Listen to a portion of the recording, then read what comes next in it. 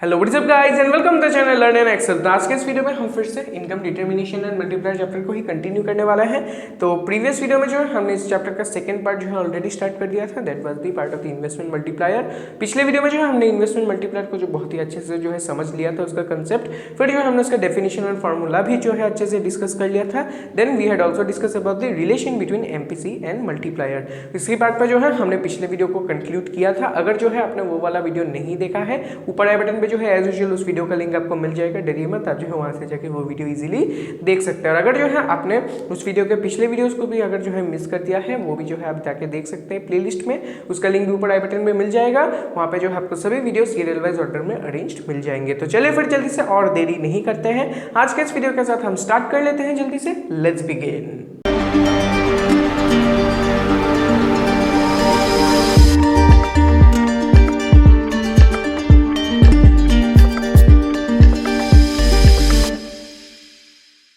तो पिछले वीडियो के सेकेंड पार्ट में जो है हमने डिस्कस किया था about the relation between our MPC and our multiplier.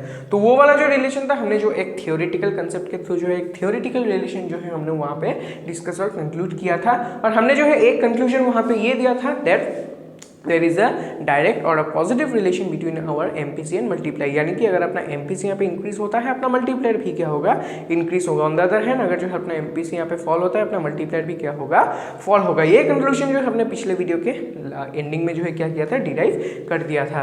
तो आज के इस वीडियो में हम क्या करेंगे, आज के इस वीडियो में हम अपना जो एमपीसी और मल्टीप्लायर है, इनके बीच में जो अपना एल्जेब्रिक रिलेशन है वो जो है क्या करेंगे, डिस्कस और डिराइव करेंगे। डेरिवेटिव एल्जेब्रा का नाम सुनकर बहुत ही जो है एक ईजी सा जो है यहाँ पे डेरिवेशन आपको देखने को मिलेगा।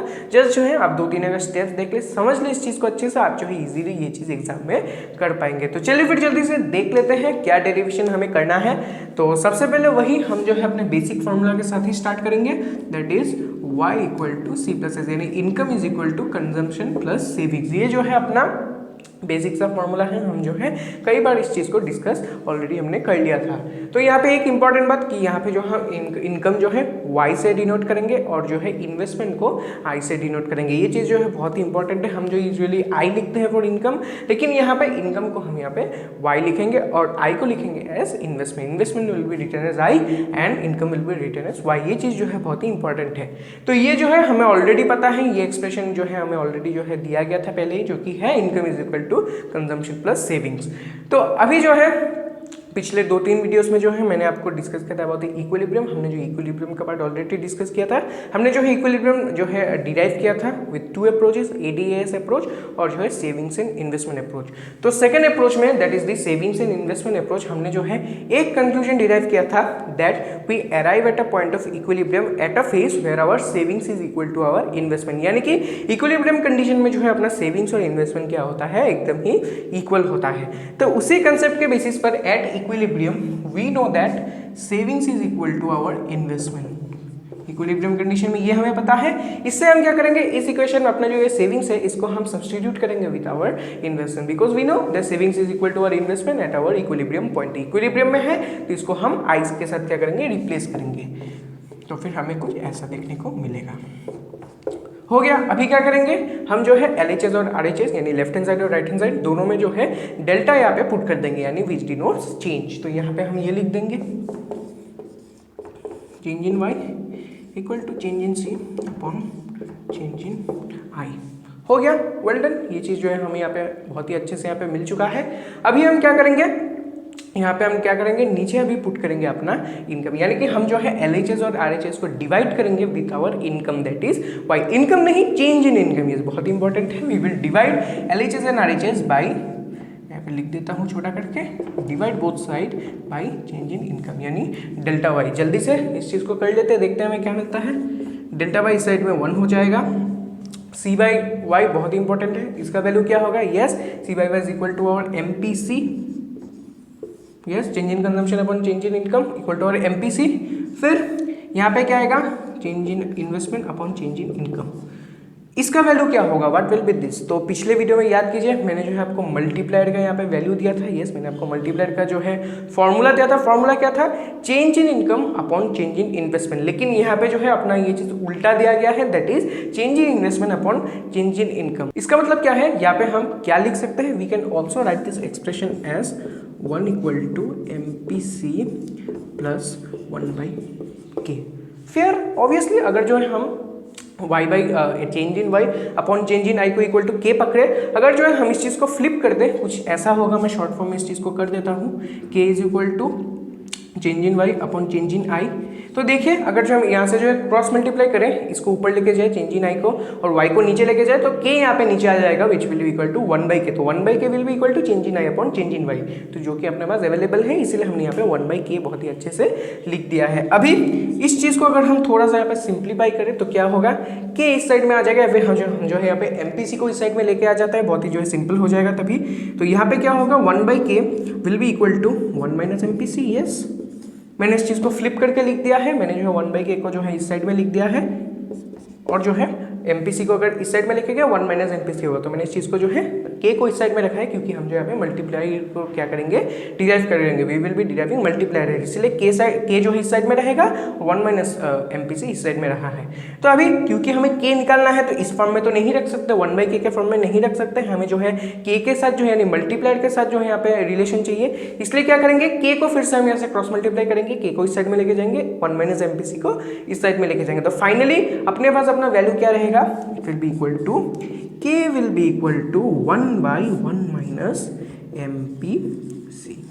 तो यही था अपना डेरिवेशन, बहुत ही जो है ये इंपॉर्टेंट डेरिवेशन है, जल्दी से जो है एक बार क्या कीजिए स्क्रीनशॉट लीजिए, फिर क्या कीजिए अपने साथ साथ जो है इस चीज़ को लिखते चले जाइए, ताकि जो है बाद में इस चीज़ को भूल ना जाए। तो ज़्यादा जो है ये चीज़ डिफिकल्ट नहीं है, जस्ट जो है आप इस चीज़ को याद रखना है। लेकिन अभी भी काम यहाँ पे खत्म नहीं हुआ है, ये अपना फॉर्मूला का एक फॉर्म हो जाता है, हम इस फॉर्मूला को एक दूसरे फॉर्म में भी लिख सकते हैं। क्या फॉर्म, डिस्कस कर लेते हैं। तो यहाँ पे जब मैंने आपको MPC और MPS का जो है रिलेशन बताया था, तब जो है मैंने आपको एक फॉर्मूला दिया था, that is MPC plus MPS is equal to 1, MPC plus MPS equal to 1।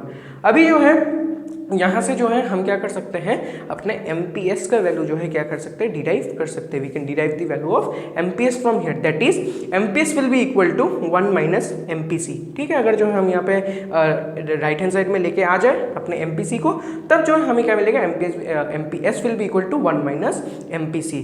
तो उसी हिसाब से जो है हम क्या कर सकते हैं, 1 माइनस MPC को यहाँ पे सब्सटीट्यूट कर सकते हैं with MPS, and we will get another formula that will be k will be equal to 1/1 minus MPS।